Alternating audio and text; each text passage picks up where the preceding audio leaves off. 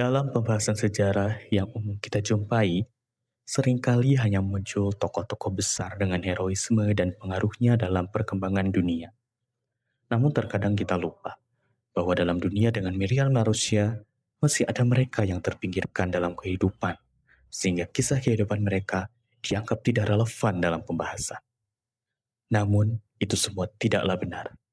Kisah mereka memberikan kita tamparan mengenai realitas kehidupan yang sesungguhnya, di mana keinginan untuk bahagia dan sejahtera seringkali bertabrakan dengan kepentingan politik dan kekuasaan.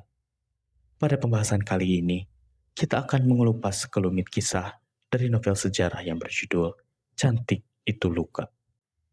Novel yang berjudul Cantik Itu Luka merupakan karya dari penulis Eka Kurniawan yang merupakan terbitan dari penerbit Jendela pada tahun 2002 dan diterbitkan lagi oleh Gramedia Pustaka Utama pada edisi terbarunya di tahun 2015.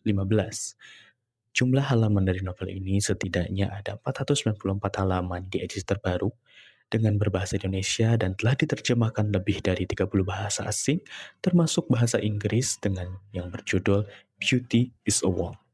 Novel ini sendiri bergenre sejarah dan realisme magis.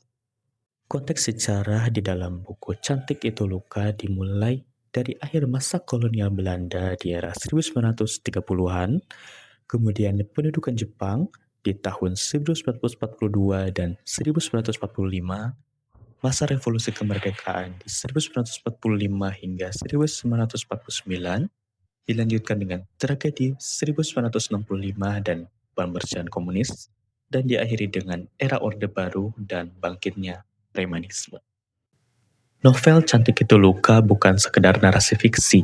Ia adalah sebuah dekonstruksi radikal terhadap sejarah resmi Indonesia. Melalui teknik realisme magis, Eka Kurniawan mengangkat isu-isu yang selama ini dipinggirkan oleh narasi besar sejarah nasional yang cenderung maskulin dan glorifikatif. Dalam novel ini, penulis menekankan bahwa tubuh perempuan, khususnya tokoh Dewi Ayu, menjadi medan tempur bagi berbagai kekuasaan politik. Di akhir masa kolonial Belanda dan transisi ke kependudukan Jepang, kekerasan seksual tidak dipandang sebagai efek samping perang, melainkan sebuah instrumen kekuasaan. Eka menyoroti isu Jukun Iyadpo dengan sangat berani. Kondisi sosial kala itu menunjukkan bahwa perempuan pribumi maupun Indo-Belanda kehilangan kedaulatan atas tubuh mereka demi ambisi militerisme. Penggambaran Dewi Ayu yang menjadi pelacur paling dicari di Halimunda merupakan kritik tajam terhadap kemunafikan sosial di mana masyarakat memandang rendah pelacuran. Namun, sistem kolonial dan patriarki justru menciptakan dan melestarikannya sebagai katup pengaman hasrat lelaki tengah kekacauan politik. Novel ini juga menggambarkan betapa kaku dan kejamnya struktur sosial di masa kolonial.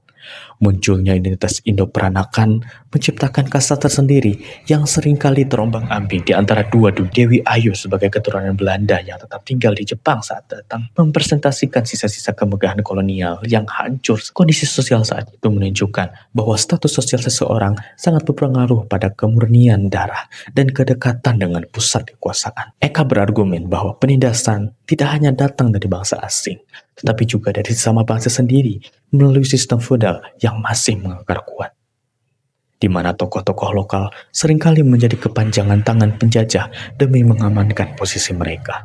Pembahasan lain yang tidak kalah penting adalah bahwa penjajah meninggalkan luka psikologis yang bersifat herediter atau turun-temurun.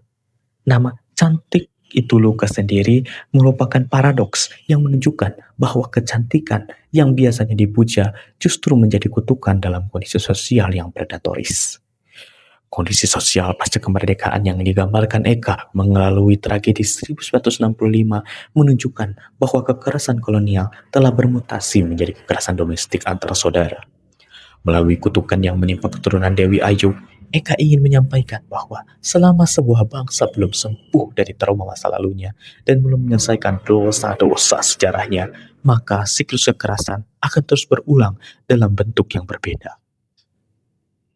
Novel ini juga memvalidasi perspektif masyarakat kelas bawah, seperti preman, pelacur, dan rakyat jelata yang seringkali tidak masuk dalam catatan buku teks sejarah sekolah. Ia ingin menunjukkan bahwa bagi orang-orang kecil seperti Halimunda, pergantian kekuasaan dari Belanda ke Jepang, lalu ke Republik, seringkali hanya berganti tuan tanpa perubahan kesejahteraan yang nyata. Secara keseluruhan, novel Cantik Itu Luka memberikan gambaran bahwa sejarah Indonesia dibangun di atas tumpukan luka, pemerkosaan, dan pengkhianatan. Kondisi sosial masa kolonial hingga awal kemerdekaan adalah laboratorium kekerasan, di mana kemanusiaan seringkali dikorbankan demi stabilitas dan kekuasaan. Novel ini mengajak pembaca untuk melihat sejarah bukan sebagai deretan angka tahun yang heroik, melainkan sebagai rangkaian tragedi manusia yang memerlukan empati dan pengakuan atas sisi-sisi gelapnya agar bangsa ini benar-benar bisa bangkit dari kuburnya, sebagaimana Dewi Ayu bangkit di awal cerita. Itu dia sedikit pembahasan mengenai novel Cantik Itu Luka karya Eka Kurniawan. Semoga video ini bermanfaat dan sampai jumpa di video selanjutnya.